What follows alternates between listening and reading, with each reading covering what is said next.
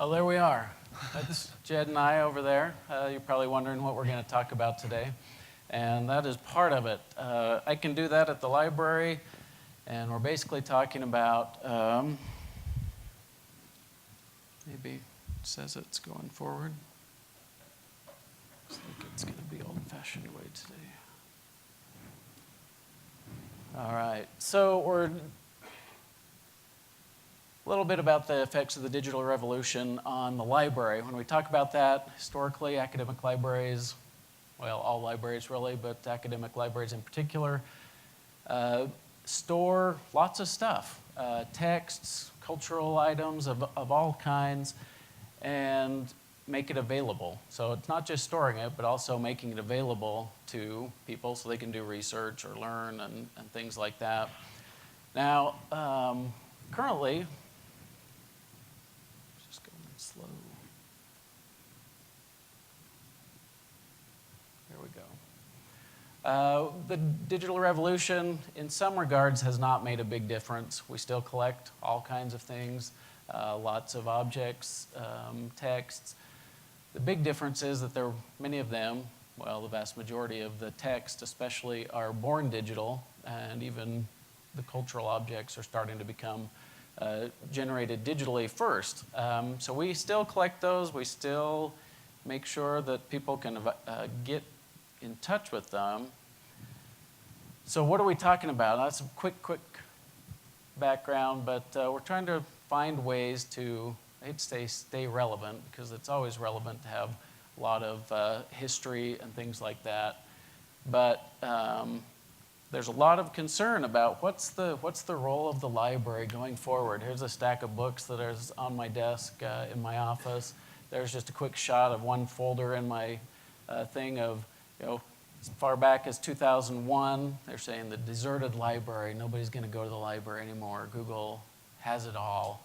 Okay, that hasn't always been true, and there's lots of things we could talk about. We're just going to talk about a few things, one of which is that everything's digital except when it isn't. I like to say that, all right, because some people still want a physical copy of things that were born digital. How many of you have printed out an article or something off your computer lately onto paper? Yeah, all of us do it. Some people, though, want to go the other way. They have something they created physically, and they want to digitize it. And then kind of the final thing where we're trying to fit into is that people want to do their research. And when I talk about that, maybe some of you are familiar with this, the dot loop, to do, observe, think, but you notice you can start anywhere there, and it's quite an iterative thing. You might do something, you make an observation about that, you think about it, do it again. Sometimes you don't think about it, you just do it again and again and again. You keep getting the same results. Probably been there too. But for a lot of disciplines on campus, that do part was missing. They could come to the library and make observations or do research. They could think about the things they're doing or wanting to do, but the do part may have been missing. With the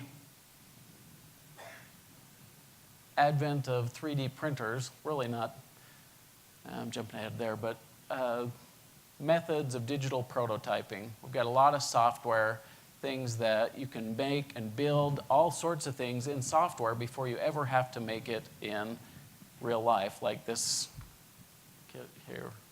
If I had time, I'd show you a great video of the guys at Jaguar just using axes to chop up their clay models of the new XJ, but yeah, it's sad. But it's a lot of work. But at some point, you're going to have to take that digital model and make it into reality. And that's what 3D printers make possible. Now, there's been lots of other methods to do this in the past, CNC machining, foam. Well, I'm not going to go into all that. I don't think I have a lot of time here. But here's a picture. Not quite as nice looking as that truck that was in the software, but this is, it's a car. This printed the other day. Someone had this, came over to our office to our area and printed it out. So what we're going to talk about here today is how did we decide to get into this, and once we did, you can see there it's showing MakerBot, the actual model as a replicator too. Why did we get that, and what's been our experience, all right? So the first thing, come on, there.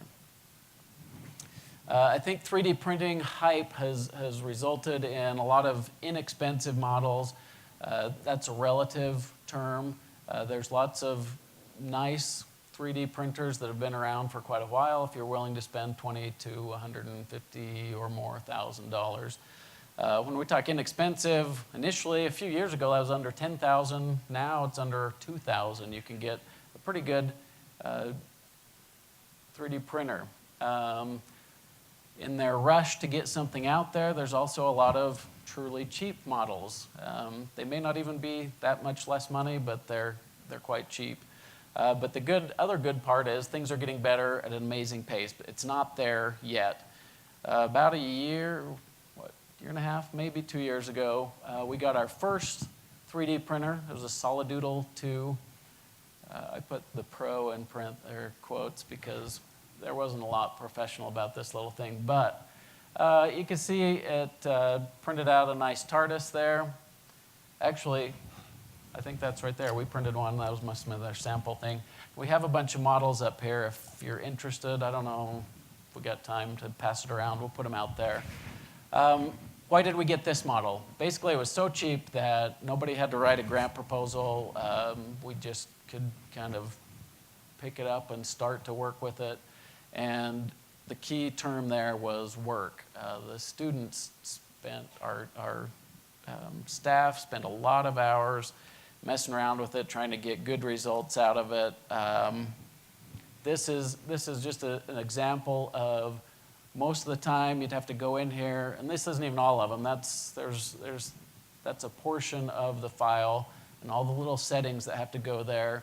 And they're not all documented super well, and sometimes you know, well, what if I change this a little bit? Maybe it works if you change something else, but not by itself. It took us a long time, and we didn't get a lot of success out of that first model. Okay, so if you're thinking about picking up a 3D printer for yourself or your office or someplace like that, some questions. What tasks do you have for a 3D printer?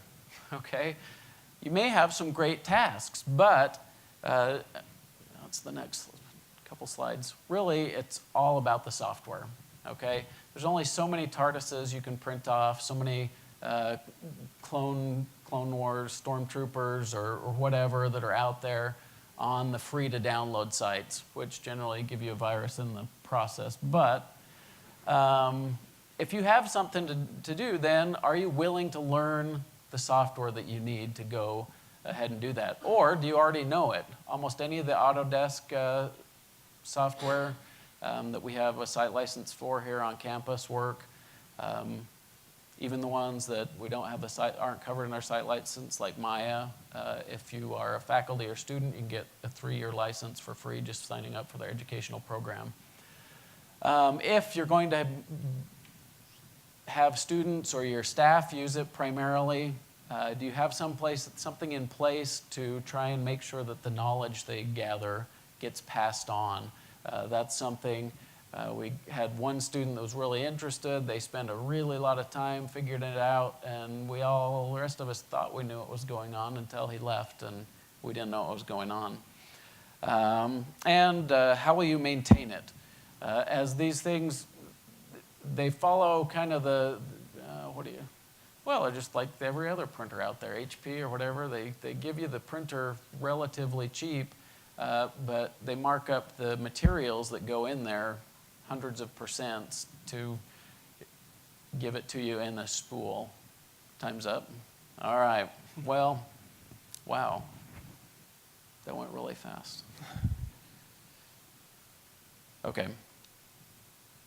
Let me just tell you then quickly, we have one of these. We've ordered another next generation MakerBot that has a larger build area. We've had, if you have any interest, talk to me, talk to Jed. He's also in the science and maps area. Just so you know, in the box you'll find a 3D model of these two things. There's software even online. It took about 5 minutes to make these in a character generator, Autodesk's thing, and then we printed them out. So it's getting there.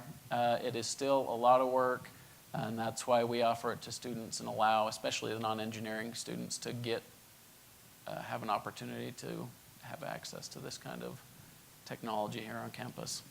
Thank you. Sorry.